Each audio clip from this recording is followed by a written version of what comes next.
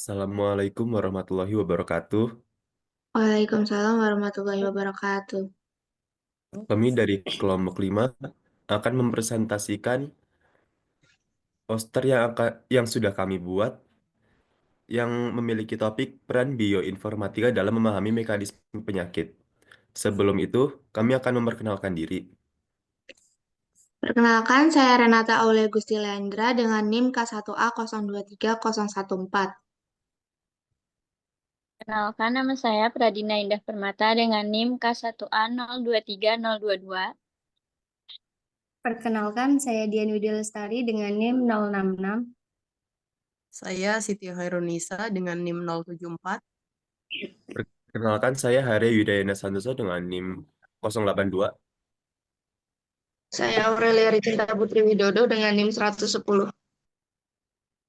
Baik, pertama-tama saya akan menjelaskan mengenai latar belakang dari peran bioinformatika dalam memahami mekanisme penyakit, di mana saat ini bioinformatika telah menjadi alat penting dalam penelitian biomedis, khususnya dalam memahami bagaimana penyakit berkembang di tingkat molekuler.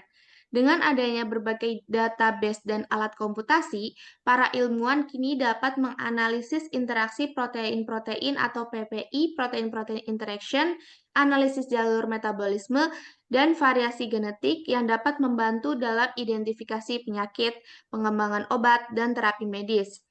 Meskipun banyak alat bioinformatika telah dikembangkan, masih ada kekurangan dalam perbandingan dan pengorganisasian sistematis untuk memahami mekanisme penyakit.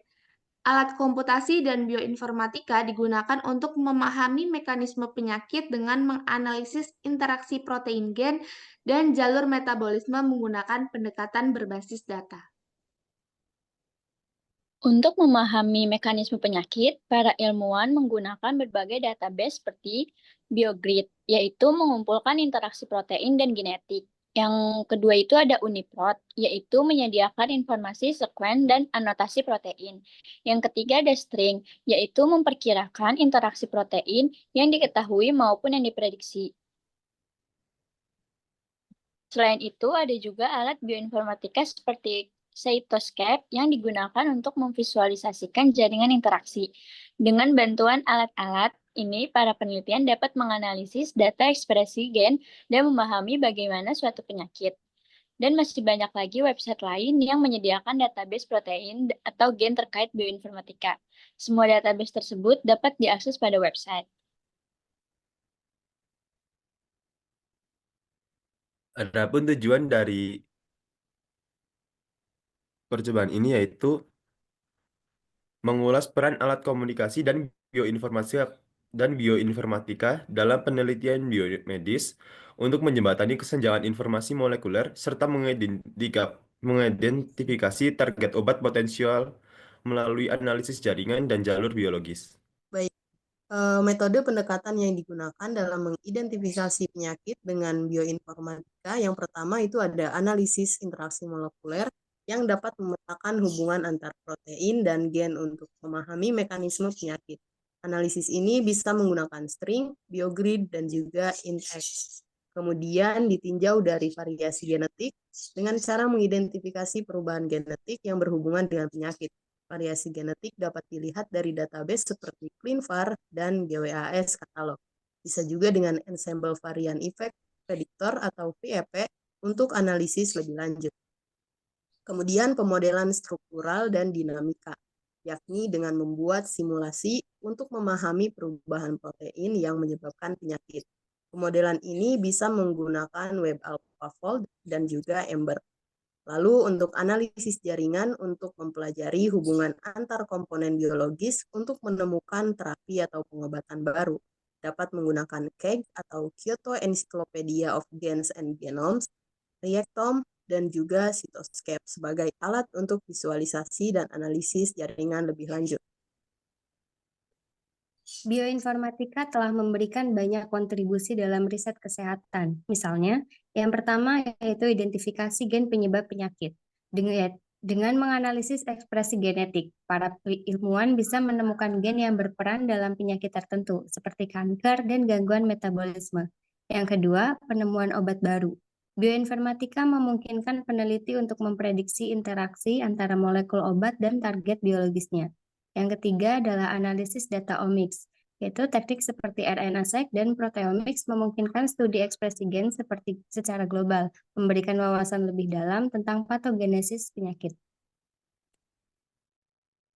Bioinformatika memiliki peran penting dalam penelitian kanker, terutama dalam menganalisis data genetik untuk memahami mekanisme penyakit dan mencari potensi terapi. Dalam studi kasus ini, kita akan melihat bagaimana bioinformatika digunakan untuk menganalisis ekspresi gen pada pasien kanker. Prosesnya terdiri dari beberapa tahapan utama. Yang pertama yaitu pengumpulan data RNA-seq. Penelitian ini diawali dengan pengambilan data ekspresi gen pasien kanker dari geodatabase atau Gene Expression Omnibus, yaitu basis data publik yang menyimpan hasil eksperimen ekspresi gen berbasis RNA sequencing atau RNA-seq. Selanjutnya adalah analisis ekspresi gen diferensial atau DGE analysis. Setelah data RNA-seq siap, langkah berikutnya adalah melakukan differential gene expression atau DGE analysis untuk mengidentifikasi gen yang mengalami perubahan ekspresi signifikan antara sel kanker dan sel normal. Selanjutnya adalah pemetaan ke jalur biologis atau CAC pathway analysis. Setelah mendapatkan daftar gen yang mengalami perubahan ekspresi, langkah selanjutnya adalah memahami bagaimana gen-gen ini berinteraksi dalam jalur biologis menggunakan CAC pathway analysis. Dan langkah yang terakhir yaitu analisis jaringan interaksi protein atau protein-protein interaction network analysis. Langkah terakhir ini adalah memahami hubungan antar protein yang berperan dalam kanker dengan menggunakan string database atau alat analisis jaringan lainnya seperti Cytoscape.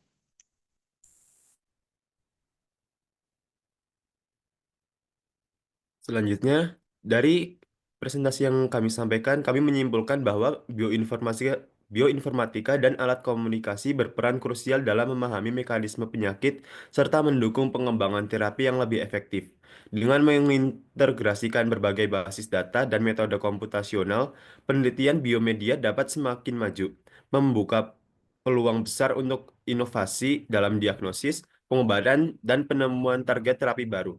Adapun keunggulan bioinformatika dari metode yang lain yaitu memiliki efisiensi tinggi, akurasinya yang meningkat, dan stabilitas yang baik. Sekian presentasi dari kelompok kami. Mohon maaf bila ada kesalahan. Wassalamualaikum warahmatullahi wabarakatuh. Waalaikumsalam warahmatullahi wabarakatuh. Wabarakatuh.